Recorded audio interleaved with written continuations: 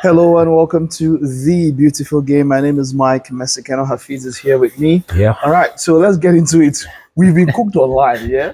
So we last video or our major video, not the last one, but the penultimate one on this particular issue where we spoke and we said that South Africa will not be deducted first. I was wondering, Hafiz wasn't there with me, I was just giving that video. And based on what I know now and based on what we knew then, I would probably still title it that same way. But apparently, we made a second video where we explained the ex-official part. Yeah. And tried to let them understand that there was a loophole, which we pointed out. Yeah. You know, and we still stand by that first video and the second video, which we tried to explain what went. But now, FIFA has acted on that ex-official part. And today, the 29th of September, this is InsideFIFA.com. Yeah. And under their judicial bodies, subheading, FIFA now put it out, and this is it. Wow. 29th. This is about 2 days after the expiration of that period where they asked South Africa to respond. Yeah. And this is the particular thing that comes out from that. The FIFA Disciplinary Committee has sanctioned the South African Football Association, SAFA, and all of that for fielding, of course, the main man himself, Teboho Mokoena, and all of that, you know. Now, thereby breaching Article 19, which we spoke about of the FIFA Disciplinary Code. Consequently, the FIFA Disciplinary Committee has declared the match in question to have been forfeited by the representative team and, of South Africa by a score of 3-0. Yeah. So that means that the 2 goals that they scored has been taken out, and then they have a -3. So that means that -5 from where they were. We'll take a look at the table in a very short time. But SAFA has also been ordered to pay a fine of 10,000 Swiss francs to FIFA, while Teboho Mokoena has been issued with a warning.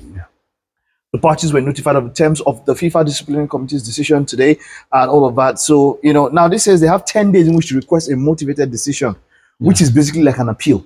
Yeah. And if requested, will subsequently be published on legal.fifa.com. The forfeiture decision remains subject to a potential appeal for the FIFA Appeal Committee.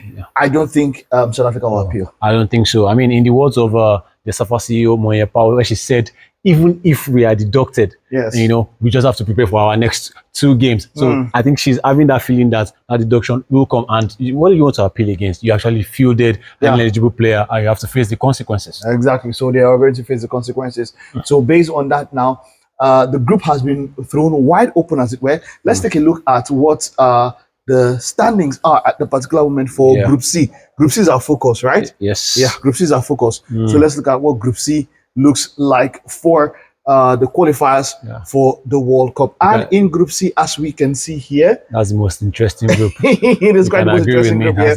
Now, due to what has happened, now Benin have come right up in front. Benin are now on top. They have 14 points. With a goals difference of +4. Now, this is why they are on top. South Africa are now in second place. They have a goal difference of 3. Nigeria is now in third place, a goal difference of 11. Rwanda, Lesotho, and Zimbabwe. After the points were added to them, of course, they're now at 11 and all of that.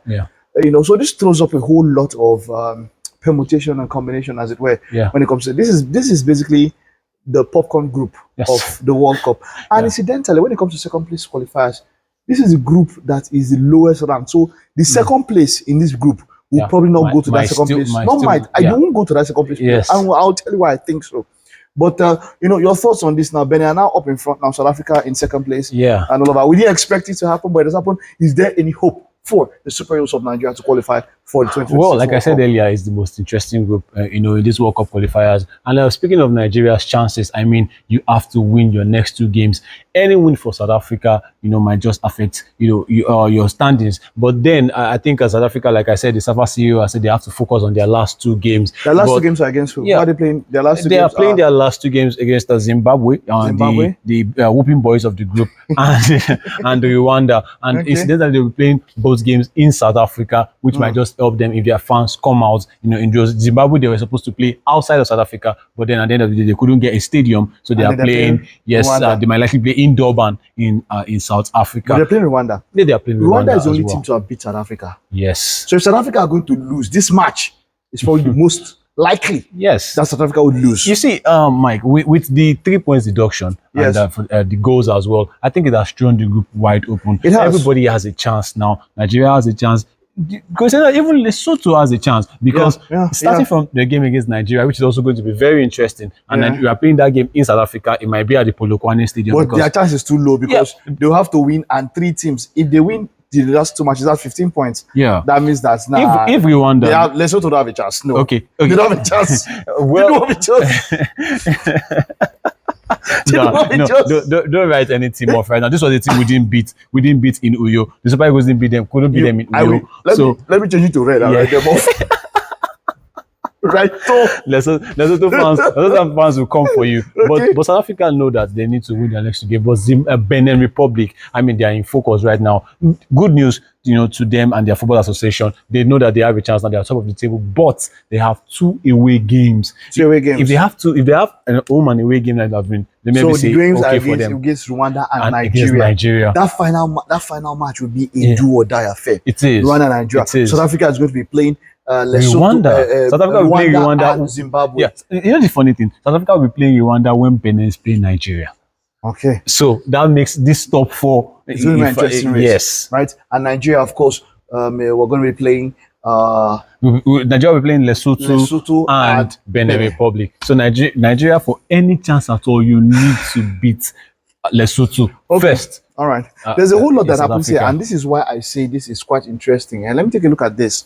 Let's take a look at this, right? Which is why I say for the second place teams is going to be hard. Look at the top 4 second place teams. Yeah. The 4th best second place team has more points than the top team in Group C. And a win for Burkina Faso. I mean. Do you understand? The 4th place, and it's only 4 that will go into the African playoff first.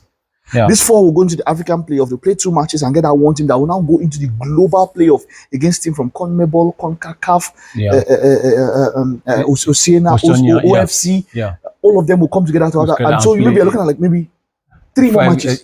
So you might be having 3 more games. 3 more games. So you understand? So you're off. So we might just end up having 9 representatives. The journey is long. It's very long. But then, like I said, the worst second place team in that 4 is better than the top team. So the best chance for anybody to qualify from Group C is to top the group. The funny thing, even in this Gabon group, a win for Gabon automatically takes them away from here because they will be getting 22 points. There's no way even Cote d'Ivoire is in that group. Yeah, they are 1 point behind. Cote d'Ivoire is on 20 points. Cote d'Ivoire is on 20 points, and they have 2 games. Gabon is on 19 points with 2 games. If Gabon wins their game, they'll be on 22 points.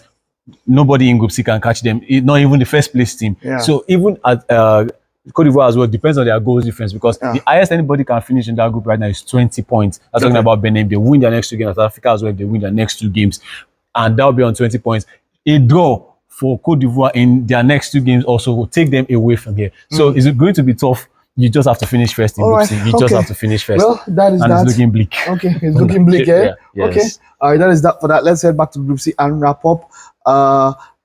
Based on all that we see now, Based on all that we see now, what do you think? Which is the team that will qualify in first place and which team you think would qualify in or would get a chance in second place, which I don't think Mike is tough to call. I would have said Benin Republic. Like I said earlier, they will be laughing, they will be joyous at that news that South Africa has been doing, but they have to look at their 2 away games. They don't have that home advantage. They are playing Rwanda. Mike, should they lose to Rwanda? Rwanda is on the goal difference of 0 and with 11 points. Let's imagine a 2-0 win for Rwanda, takes Benin to -2, takes them to +2. I'm telling you, and I'm telling you, that will be taking them to +2, so and it goes difference of +2. Now, it now depends on what you've conceded, right? So South Africa as well will be looking over their shoulders. If they don't negotiate their next game against Zimbabwe, Rwanda might just be top at the first chance, at the first game. If South Africa win both games, Benin win both games, it will all be about how many goals you score. Yes. So it's if South Africa wins the next 2 games, Benin wins the next 2 games. So it is not even entirely in anyone's hand per se. Yes. Because just winning alone will not get anybody the ticket. And even you'll have to win and expect that results the other places go their way. Even if they win, one out of the 2 games and Nigeria wins both games, it's now going to be a 3-horse race too, because Nigeria as well will finish on 17 points. Anybody, a win here will also be 17 points. A win here will be 17 points. Now, if the 3 of them finish on 17 points, it's not going to be about the goals. But that's expecting that these 2 will lose now. That's why you're saying that they will lose one match each. Just lose 1 match each. And if Rwanda also wins both. Okay. Yeah. So but I think the people that have the votes in their hand, because of their both matches are in South Africa, I think it's South Africa. But Benin do have a great chance. It is. It depends if they win, and it's all about goal difference. So it's going to be intriguing. Yeah. Up until the end, we will keep you updated with all that is happening in Group C, of course, of the World Cup qualifiers for the African region. Very interesting group. And please don't sleep on Rwanda. They might end up qualifying for the World Cup. Oh, yeah. We'll see you in our next video. Bye.